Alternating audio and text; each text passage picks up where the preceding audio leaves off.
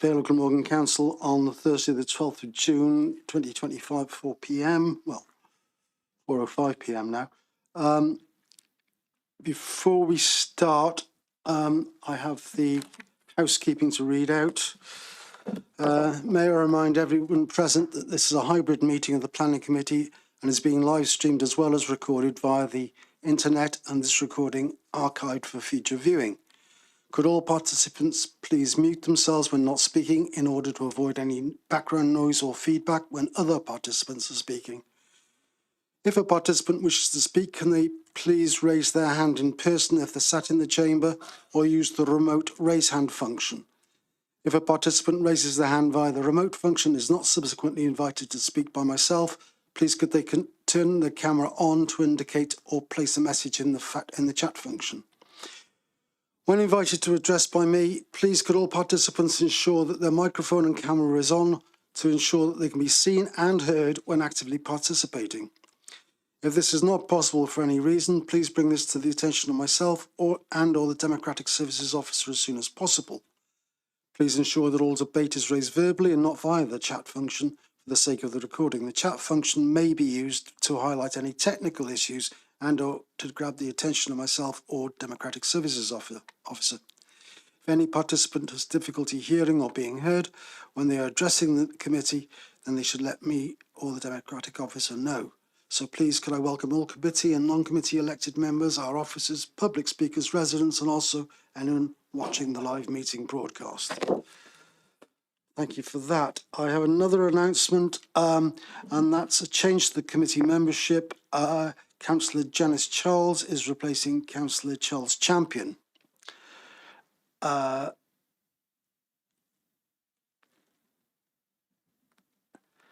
The third announcement that I have relates to agenda item 8, Chair, I believe. 8, sorry. Yes. Agenda item 8. Wherever it's gone, down there. Yeah, the second item on that, which is Cliffhaven. That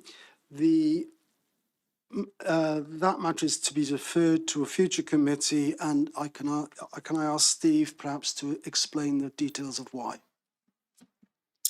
Yeah, thank you, Chairman. Quite recently, it's been brought to our attention that the application as presented was to convert the main house and to extend to the side and rear. What we've been aware of is that the roof of the existing property has been removed, which includes dormers to both the front and rear. Also, some internal demolition work has taken place. So on the basis that the application relates to the conversion of the building, officers are of the view that certainly elements of the existing property will have to be rebuilt. So on that basis, that the application doesn't properly contain all the elements of effectively what the development will likely be. So officers have advised the applicant to resubmit new forms in addition to new plans showing the extent and scope of demolition. So as the Chairman has said, once we have that, we'll be reconsulting, and the view is to report it to a future planning committee. Thank you. Thank you, Steve. The next item then is apologies for absence.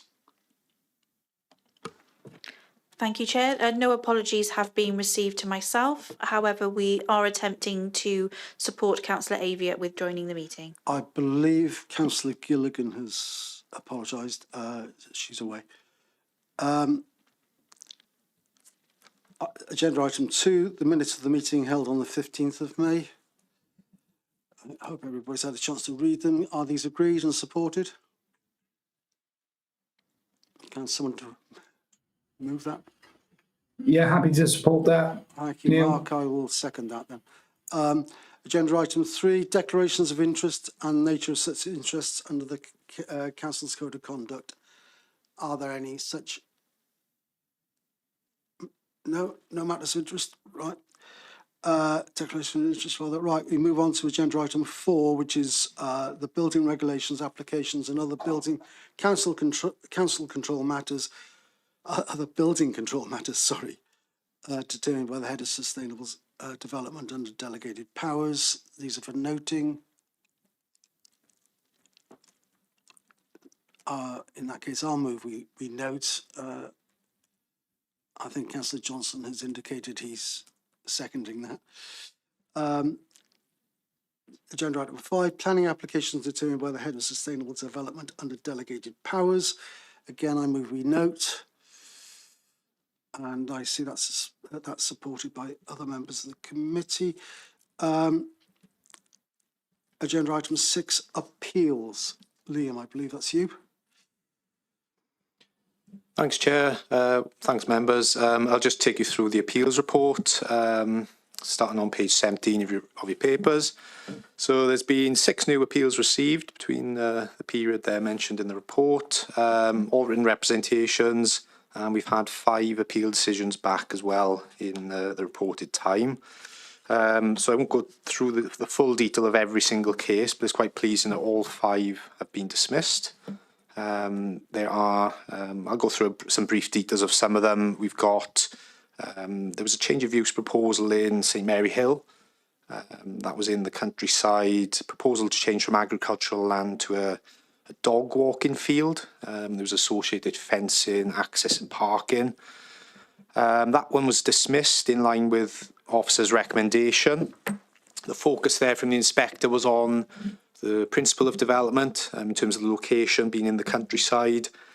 There was no particular evidence supplied by the applicant to substantiate their claim that there was limited land available on the edge of settlement that would be appropriate. We felt it was a countryside location and most customers would sort of travel by car there. As the inspector sort of referenced, it would be a sort of 15 to 30 minute journey, essentially for a 40-minute session at the application site. So the inspector dismissed it on that ground and also on visual amenity grounds because I think there was large gates and perimeter fencing proposed, which wasn't suitable for the location.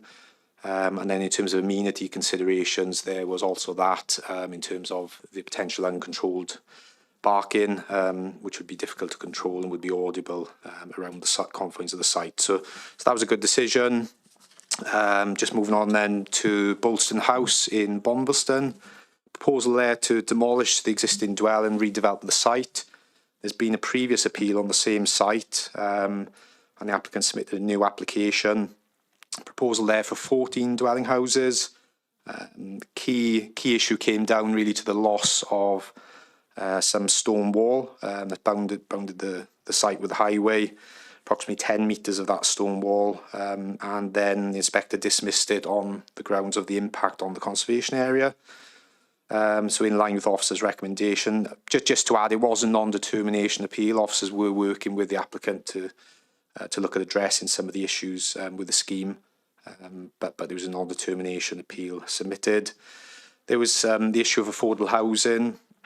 A viability assessment was submitted. Officers had critiqued the assessment. Essentially, the scheme would sort of produce not an acceptable profit margin for the developer, but the developer then, during the course of the appeal, offered a sort of without prejudice financial contribution of £100,000. So that then was weighed up by the inspector and it casted doubt on the original assessment undertaken, and it was dismissed on that ground.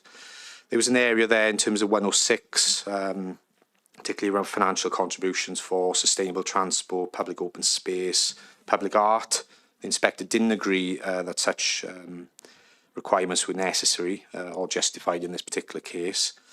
And yeah, there was a second appeal then in terms of the conservation area consent appeal, which was also dismissed on that sort of conservation ground in terms of the wall. So that was that one. There's a site there in Middle Hill in your papers. That was a split decision, you'll see. So there was 2 proposals there. There was one for a large stable building, or machinery building, I should say, and then there was an existing stable building that they were proposing to extend. Impacts there were on the character, the appearance of the countryside. The inspector agreed with the principle of development, but didn't feel the new machinery building was appropriate and that it would significantly harm the character of the area, but felt the extension to the stable building was acceptable. So that was a split decision there in this instance. And the final one in your papers is Port Road West. You might recall this one. It was a committee decision It was a scheme proposing a dog adventure land off Port Road West in Roos. Scheme there, members might recall, the main issues being sort of location, neighbour amenity, and impact on sort of land allocation in terms of our LDP. The inspector sort of noted the site and the proximity to neighbours. The scheme was proposing for up to 70 dogs being proposed at the site, so there was obviously an amenity issue there.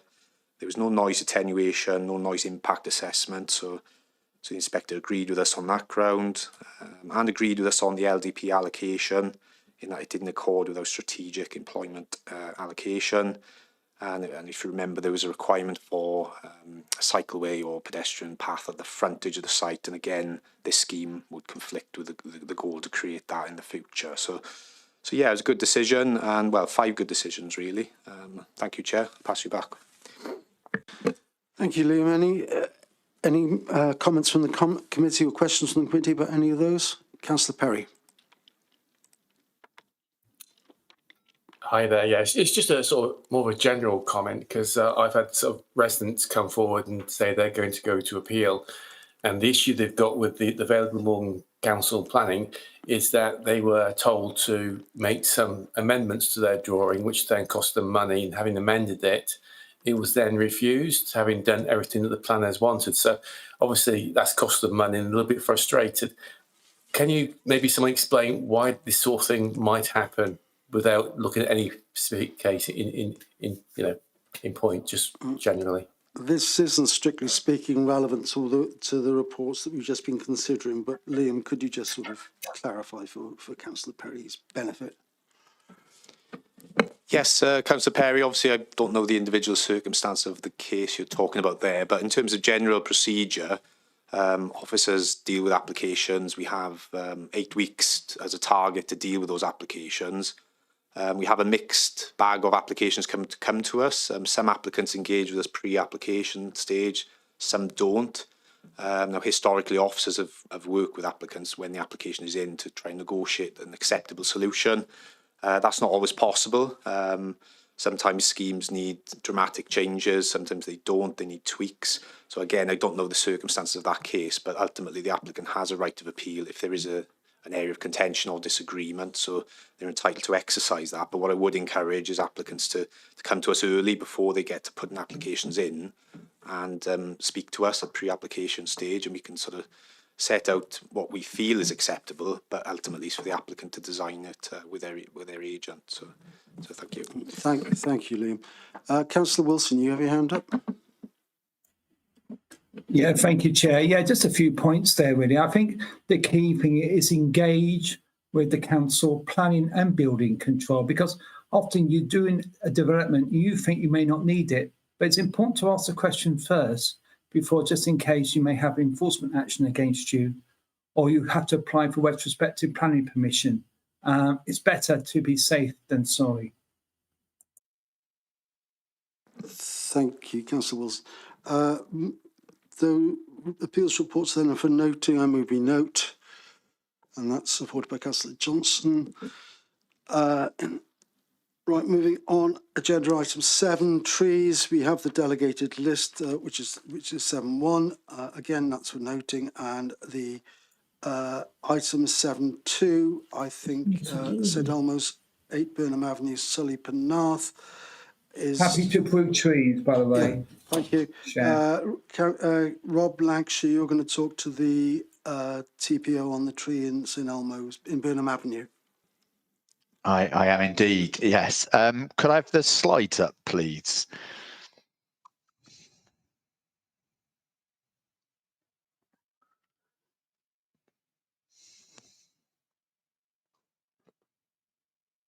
Just bear with us one moment, Rob. We're putting those up. Yeah, for no you. problem at all, no problem.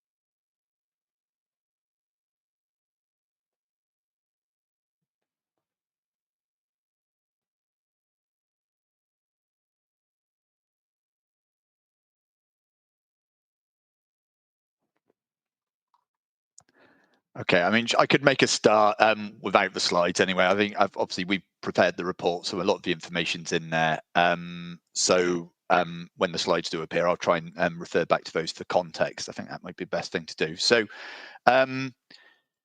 the matter is referred to members today in line with the council's approved scheme of delegation because an objection was received following a tree preservation order being made for trees at St Elmo Burnham Avenue in Sully.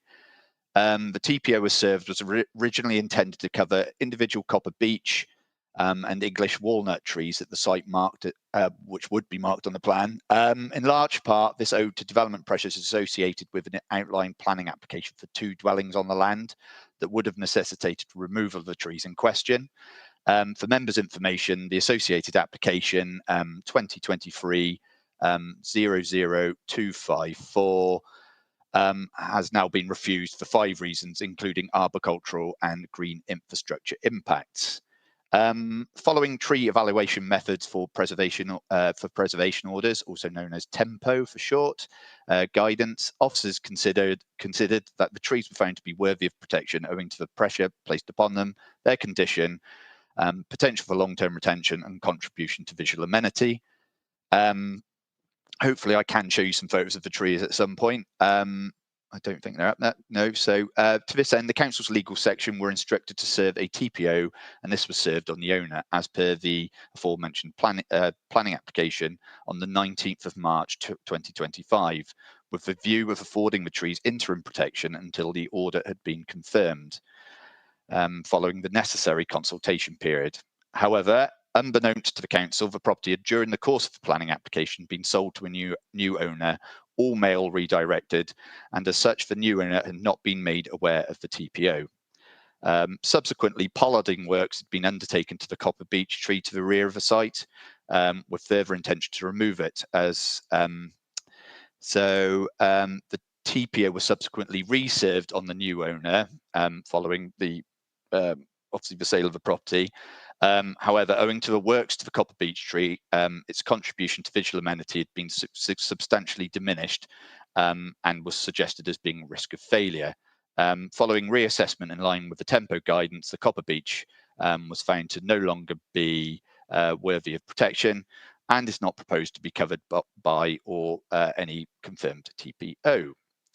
As such, the proposed TPO before members now is sought to be amended to be on the English walnut only, as it is considered by officers to still be worthy of protection. It still benefits from good form, is visible from public domain and surrounding properties, and appears to be in a healthy condition, that when considered together provide a pleasing verdancy to the area and contributes positively to green infrastructure. So as aforementioned, the reason this is before members today is that an objection has been received from the new owner of a property with regard to the protection of the English walnut, stating they have no intention of removing the tree, but would like to be able to prune it occasionally and don't see why consent should be needed owing to limited visibility from outside the site, which I think which officers don't necessarily agree with. Officers are mindful that works would likely be required in the future to maintain the tree in terms of its shape, viability, health, and obviously, prevent any kind of issues of overhanging branches and damage to neighbouring properties. Although the applicant could apply for these at any time through no cost to them, but it would allow the council to control the nature of and long-term retention of the tree, and as such the objections aren't considered to outweigh officer findings that the English walnut warrants formal protection by a tree preservation order. As such, it's recommended to members that the TPO should be confirmed for the English walnut with modification to remove reference to the copper beech. Thank you very much. Thank you, Rob. Apologies for not being able to bring up the pictures. Those members of the committee who have accessed the papers on the website will be aware that the photographs of both the copper beech, which has been pollarded in the pictures, and the English walnut, which so far remains apparently untouched, are in those. Those photographs are in those papers, so you should have had the opportunity to see them. Are there any members of the committee who want to comment on this report? carries. Councillor Starlord.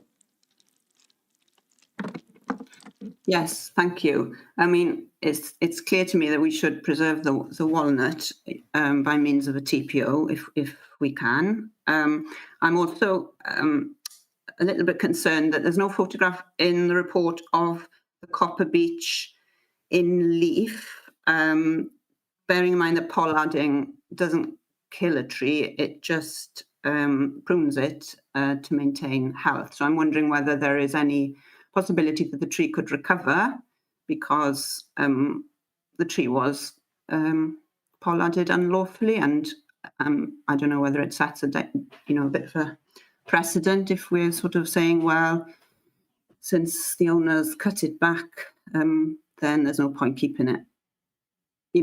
Might it recover is the question, really. Thank you, Councillor Starlord. Rob?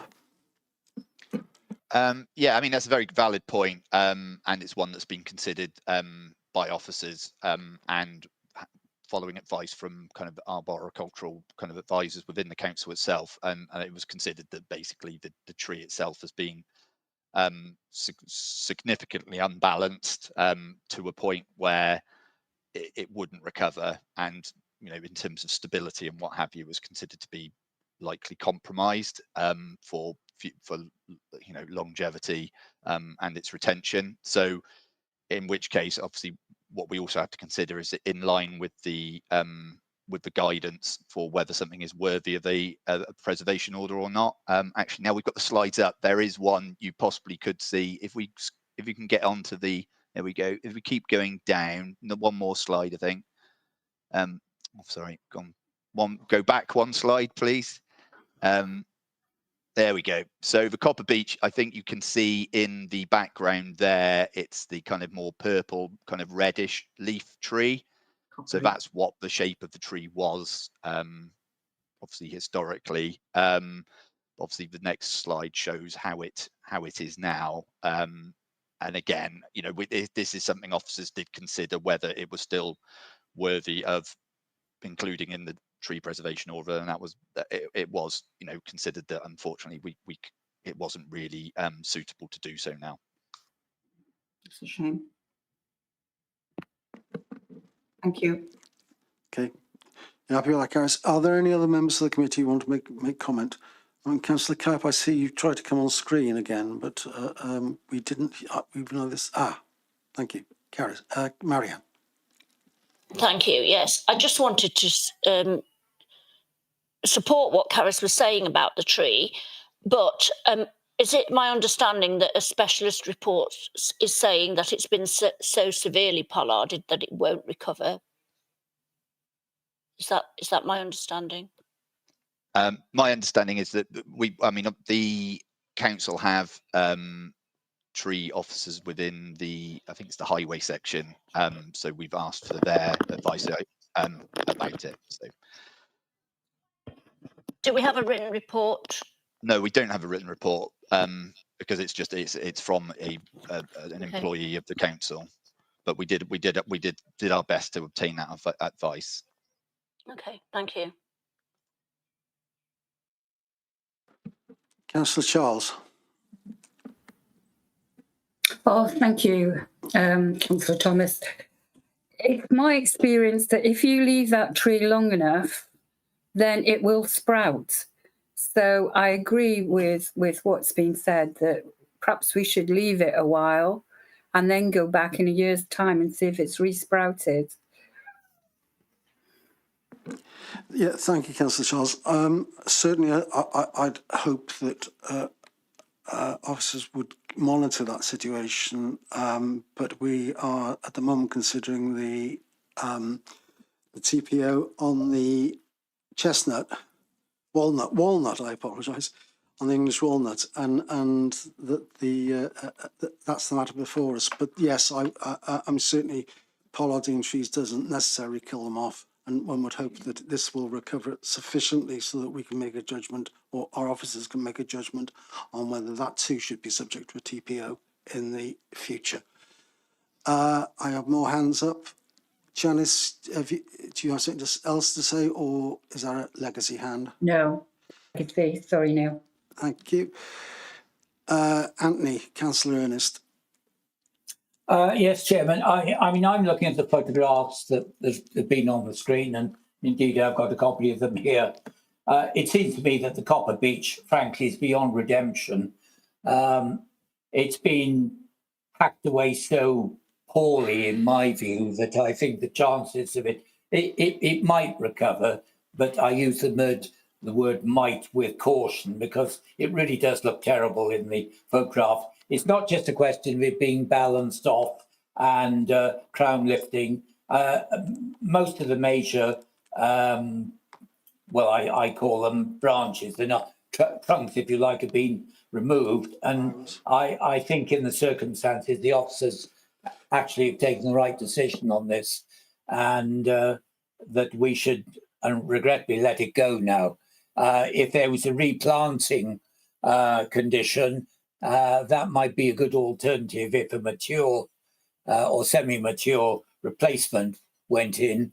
I would be in agreement, but at the moment I support the officer's recommendation. Thank you. Thank you. Thank you, Anthony. James Doherty, you had your hand up. Hi, Chair. Yes, it was just to sort of clarify a point. So the Copper Beech was part of the TPO when the TPO was made, but the situation here was that the TPO was made in respect of a planning application. The letters were sent out in the name of the applicant of the planning application. What happened was that the property was sold between the application being submitted and the TPO being issued. The former owner now had redirected all his mail, which meant the current owner never received the copies of the TPO, so wasn't aware of it. And the TPO hadn't been made at the point that he'd transferred the property, so his searches on the property wouldn't have shown the TPO in place. So the works of the TPO were done without knowledge of the TPO. So the Copper Beech was on it, and part of the decision that we're making today is that the TPO, as it stands, be modified to remove the Copper Beech, but to retain the English walnut. Thank you, James. That's to remove the Copper Beech from the TPO, not to remove what's left of it. Councillor Payne, your hand is up. Thank you, Chair. Yeah, I was just going to say what James has just said, really, that they didn't get the information about the TPO because there was a change of owners, but really disappointed we couldn't save the Copper Beech, but delighted, because walnut is one of my favourite trees anyway, that we could save that tree. So I will second Councillor Ernest's recommendation for officer's recommendation, please. Thank you, Councillor Payne. Councillor Wilson, you too have your hand up. Yeah, I just think, no, we're missing an opportunity here. What might be good is that we look on the website, maybe the Vale website, or maybe some other website, to look at all the TPOs anyway, so that people know where they are. Sorry, Councillor Wilson, I misunderstood, didn't understand your point. Okay, my point is that in order to avoid this happening again, if people know where the TPOs are on their properties, and they can easily find it out, like on the website, public website, if necessary, if that's proper, then I'll be interested to see what officers' views are. Yeah, I think the difficulty here was that the TPO wasn't registered on the property when the property was bought, and therefore it didn't come up in the searches and so forth. And this was something to do with the timings rather than anything else. James, you have your hand up yet again? James Doherty. Hi, Chair. Yeah, it's just to say that we do record, so the TPOs once made are recorded on the council's website, so they are searchable.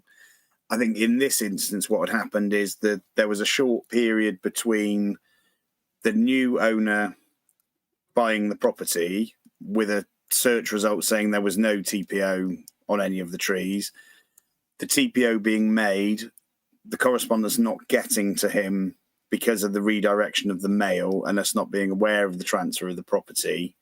And therefore he'd booked in the tree surgeons while in the process of, once he'd had the completion of the property, and they hadn't gone back to check whether a TPO had been made because they had a very recent search result saying there wasn't one and hadn't heard anything to the contrary. I think one of the things we will look at is sort of final checks on land registry prior to issuing notices, and also sending out letters to owner occupier as well as identified individuals, which should prevent this issue arising again. No, that's helpful, James. Thank you. Right, thank you all. It's been officer recommendations have been moved and seconded. Is everyone in agreement? I see no hands, therefore that is supported. We move then on to the delegated list, the planning applications. Sorry, as I said, we only have the one this evening because 2024/00537/FUL Cliff Haven has been deferred to a future meeting for further reports. So we move now on to 2016/00849/FUL Gardenhurst, Holmesdale Place, Penarth. We have one speaker on this when the time comes. But in the meantime, Steve, I believe this is one for you to take us through. Steve Butler. It is indeed. Thank you very much. Could we have the slides, please, Amy? I'll start. Right, so here we go. Something's coming up. So the site itself, if we can just go to the next slide, please. Okay, so the site is a detached Victorian building, originally constructed as a private residence and was most recently used as a elderly person's day centre until its closure and subsequent sale some 12 years ago. So as you can see from the site plan in front of you, the site's located on a prominent junction with Holmesdale Place, Park Road, and then to the south, then you've got Marine Parade, and you've also got the junction with Bridgeman Road sort of running to the northeast. So the site itself is within Penarth Conservation Area, and it's also identified as a positive building. We could just go to the next slide, please.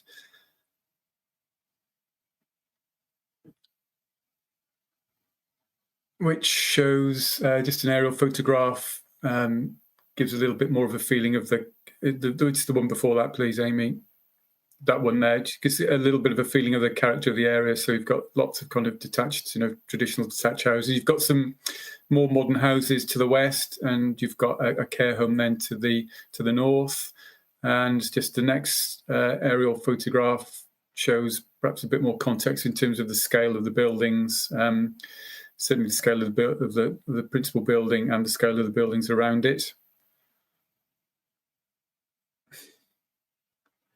You've gone too far. That one there.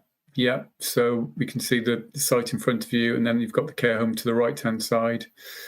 And Holmesdale Place is that road that separates the sort of houses and flats to the west.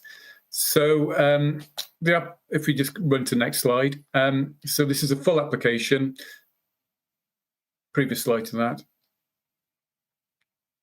For the conversion of the existing property into 6 flats and the construction of 3 townhouses. So the main property, which is the building in pink, would be converted and comprises of 1 one-bed flat, 2 two-bed flats, and 3 three-bed flats. The townhouses, which are shown in blue, they will be 5-bedroom units.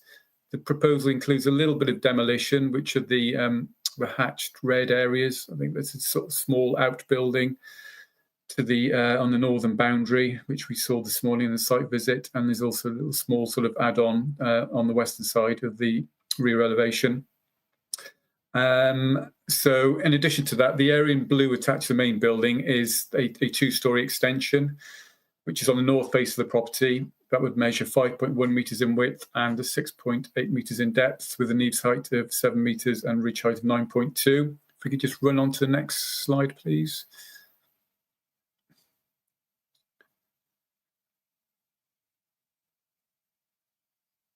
We need the previous slide to that. after that one. So external finishes are indicated to match the existing building, comprising of pennant and buff stone with red brickwork, feature banding, buff stone lintels, stitching coins, and roof and ridge tiles to match. Can we just go on to another slide, please? Right. That's a slide of the extension to the main building. So the right-hand side, where you've got that sort of veranda area, that's the extension. So you've got part single story and part 2 story. If we could just go on to the next slides that show detached townhouses. They measure 17.8 metres in width. These are townhouses, and 14.2 metres in depth, and they reduce to 11.8 metres at first floor. Again, external finishes of these are similar. So we're talking about red facing brickwork, dark grey slate roof tiles, buff brick coins, and buff features around windows and dark grey sash type windows. If we could go to the site location, site layout plan, please, which was above, is slide number 10. That's it. Okay, so in terms of the vehicle access, the proposal seeks to use the existing access, which is the historic access for the home, which is off Homesdale Place, which is going to be a gated access. So the development is going to be served by 13 parking spaces. Now that's going to comprise of 2 spaces for each of the townhouses, the 5-bed townhouses, and then 1 space per flat and an additional visitors bay. You can just about see in front of you that sort of white rectangle. There's going to be a separate pedestrian entrance into the site that will utilise existing pedestrian entrance in the wall that's already there. The scheme also includes provision of bin store, which you can see at the bottom boundary to the right-hand side of the parking area. That bin store again is accessed directly out onto Homesdale Place, and there's also a small building there for cycle storage. Just finally, in terms of the description, the proposal seeks to remove the somewhat overgrown boundary vegetation, which is around the periphery of the site, and replace it with a new native beech hedgerow, and that'll be interplanted by new tree planting in order to strengthen the site's arboricultural character and provide screening as well as landscaping structure. And the existing stone wall will be repaired, and railings will be installed between the existing columns. If we can just run down to one of the other slides, I think it's slide number 19. There's a CGI image that shows how it would look from Park Road.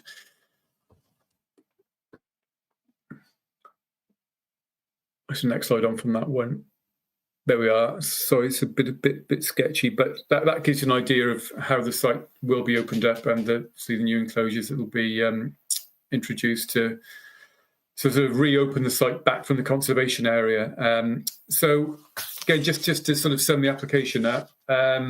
So following the most recent consultations undertaken in August 2023, 3 further representations were received. They're generally supportive of the proposal. They note that it would obviously enhance the original building. However, there are concerns raised in respect of overdevelopment of the site.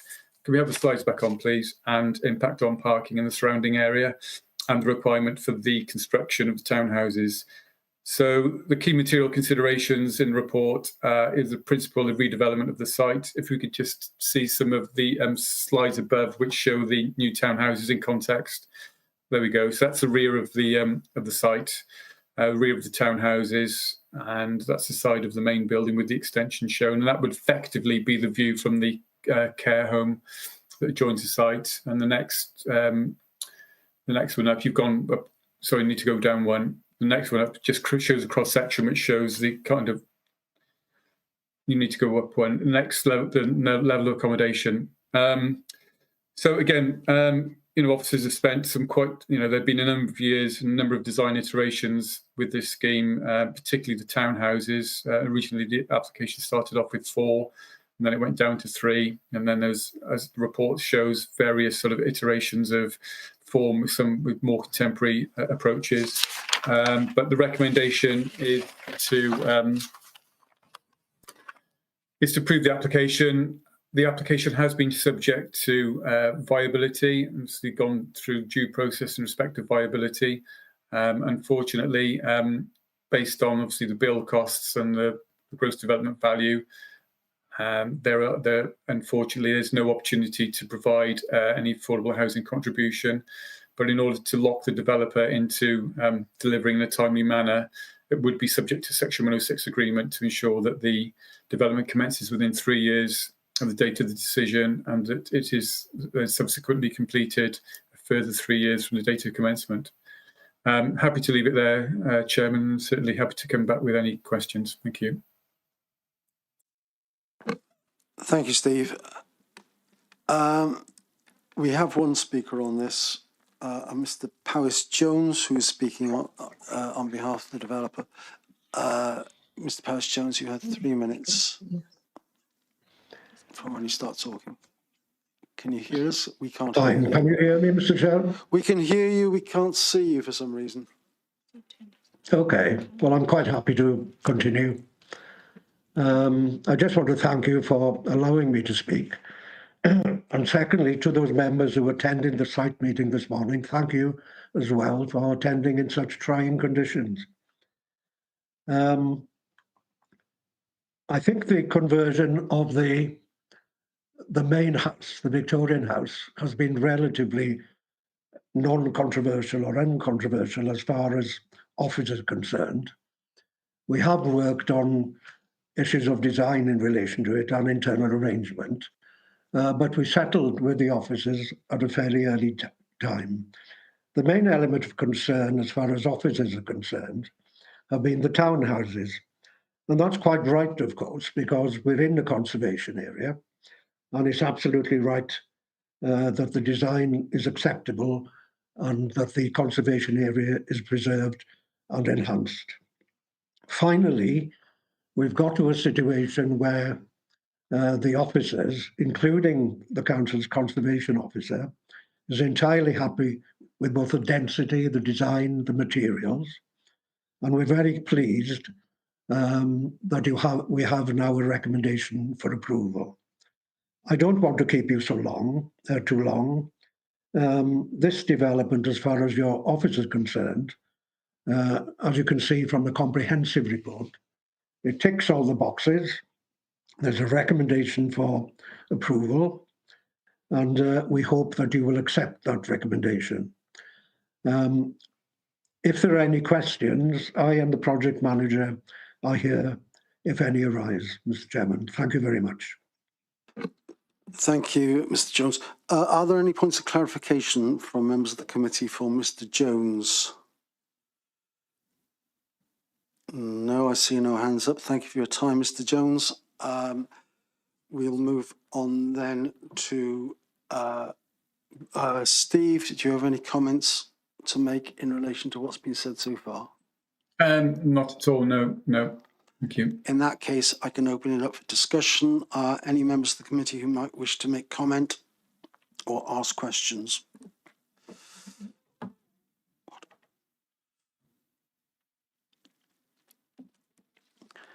Councillor Ernest. Chairman, I think the only question I've got is in relation to the highways officers' report that there could be any overflow parking would be on street. I'm sure those members who attend the site visit this morning will noted that Holmesdale Place was pretty congested, and the whole of Marine Parade and much of Park Road was also very congested as well. So that whilst I understand from the officers the point of view about the sustainability and closeness to transport, in fact, the bus service is only about once an hour, but maybe that's pretty good in today's terms. And I don't see that within the context of the number of dwellings, the 3 properties being built in what I call the car park area, for one for better description, that could be improved. But that would have been my only concern. In respect of the overall development, I'm content with that. Thank you. Thank you, Councillor Ernest. Any other comments from any of the members of the committee? Councillor Johnson. Thank you very much, Chair.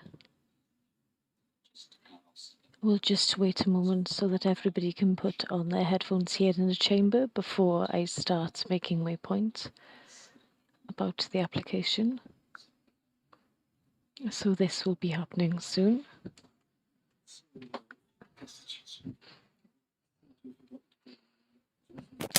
Ah, yes, they don't have the devices in there. On that chair, is that those? Oh, you got them.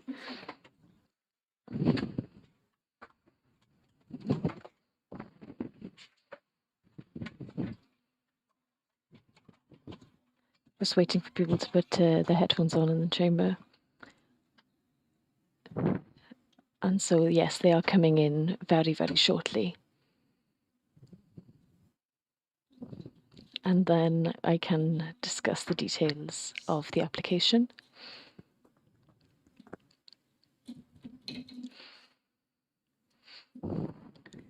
They're in the chamber now. I can see that they're being handed out right now.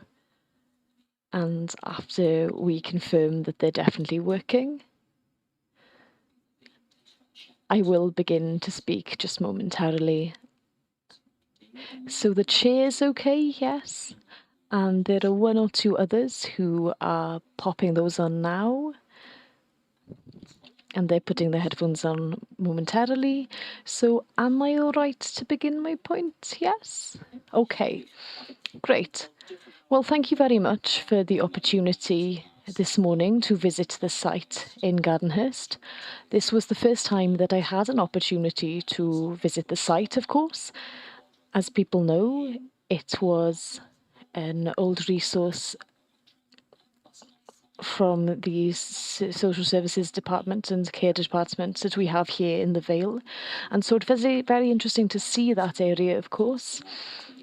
This application has been ongoing for some 10 years now, and this isn't, of course, its original form if we consider that this is part of the council's asset planning over 10 years ago. Everything else from that period of time, of course, has been redeveloped by now. And so it was good for me to see the site, to see what's happening inside, to see the size of the building, and you can see how this how could well work as a building in this way. And the questions that I did have are perhaps similar to the Councillor Ernest's, and these are regarding the new houses in the car park outside of the building, but within the site. And my worry originally was about how close they are to the back of the site and to the buildings next door to the site. But in having seen it today and having seen the conditions which stop people from being able to look into their neighbour's site, of course, because that, of course, is a care home, a residential care home for elder people. I am fine with what has been suggested in principle. Looking at the numbers of parking places, I don't think this is close to the maximum, but because of the size of the site and the arrangement, yes, it does make sense. Only one bus per hour does pass on the street, behind perhaps, but it isn't far at all from the city centre in Penarth. And so this is an area which is sustainable. So from what I've seen, despite the torrential rain today, this will be an improvement to the area. It will be a positive step to see this coming back into use, this site. And so I do support the suggestion that the council has made about the assessment of the viability and the number of 106 that we have, because after a decade of being in disuse, I do believe that we should look forward to this site being regenerated and also getting rid of being able to have some sort of view from the outside as well, that will certainly help the conservation of the area in Penarth as well. And so I don't foresee any real problems with this application. And the last thing, one thing that did strike me as I was leaving the site this morning,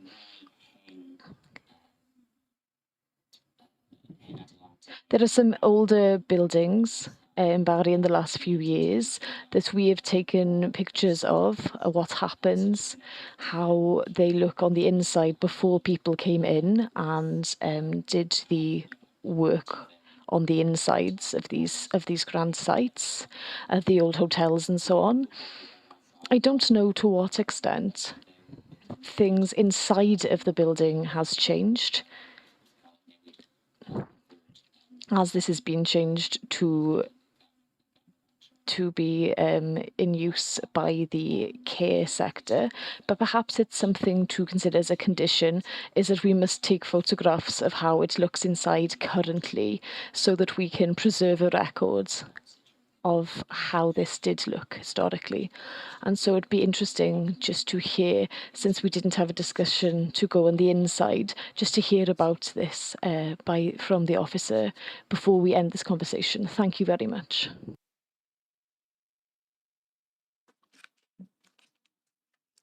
Thank you, Councillor Johnson. Councillor Wilson, you have your hand up.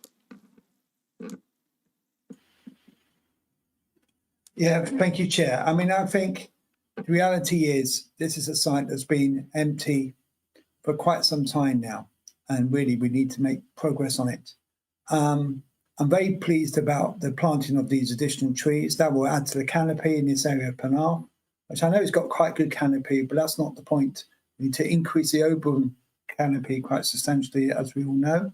So I welcome this. Obviously, I'm a bit disappointed about the lack of 106 funding for affordable housing, but we all know the cost of materials now is very expensive, and these projects have got to financially stack up, and I quite understand that. So I think in relation to Councillor Ernst's point about highways, yes, sometimes it is an issue. I mean, I find you've got to drive cautiously, and I think if you drive cautiously, and like most of us do, you should be fine.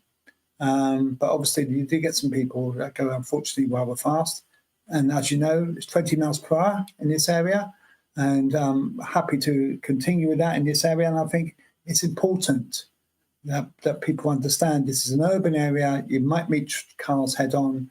It's very important that you go rather slow and cautiously. And of course, at this time of the year, we have lots of green canopy as well. So it's important that people do that.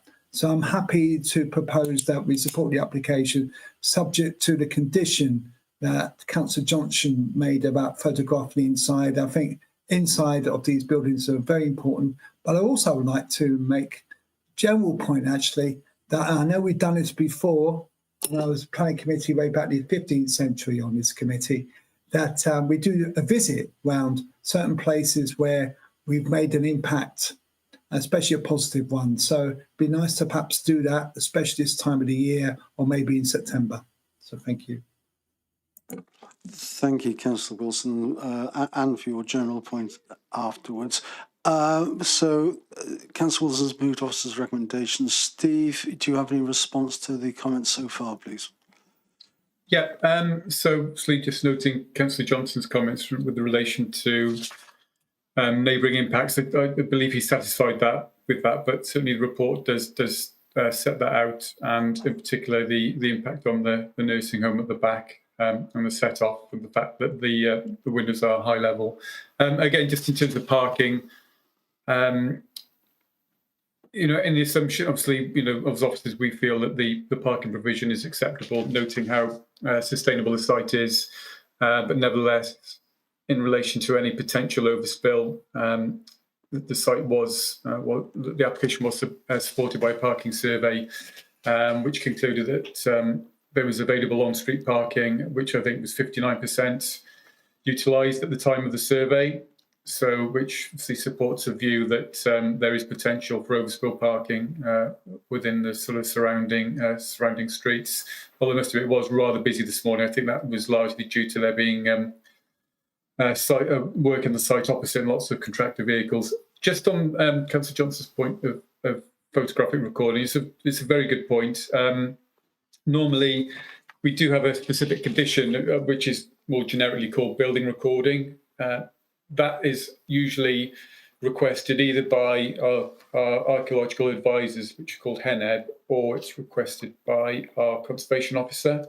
In this instance, we haven't actually had a request from either, but I would be absolutely happy to put a condition on along those grounds to ask for a scheme of photographic recording. Again, we don't really know whether those sort of original features have been lost as a result of the former use. So, but I'm sure that the applicant would probably, be willing to provide that level of information to us. Just on another point, if from the site visit this morning, members may have noted there was quite a big hoarding which was located between the site and Parkside residential home. Officers feel that we should just slightly amend condition 5 to ask for a replacement means of enclosure along that northern boundary as part of the condition, which requires just general additional details. So if the recommendation is to support, we would like to include the recommendation to amend condition 5 as well. Thank you. Thank you, Steve. So given that Councillor Wilson has moved us to the recommendation, officers just changed the condition 5, but I assume that that's acceptable as well. Councillor Payne, you have your hand up. Hiya, just seconding officers' recommendations, please. Thank you, Helen. So with the additional condition of historical recording by photograph of the inside of the property, and the amendment to recommendation 5, which has been moved and supported, are members of the committee happy with that? Councillor Wilson, you come on screen. Yeah, I'm just going to come in. I'm happy to accept what the officer's saying in terms of those conditions. All right. So are members of the committee in agreement? I see no hands to say to the contrary. Therefore, officers' recommendations with the 2 amendments are supported. Thank you all. So that brings us to the end of this afternoon's business. Thank you all. I'm not sure when's the next meeting, Amy, do you know? The 10th of July, Chair. 10th of July. We will see you all back here on the 10th of July. Thank you very much indeed.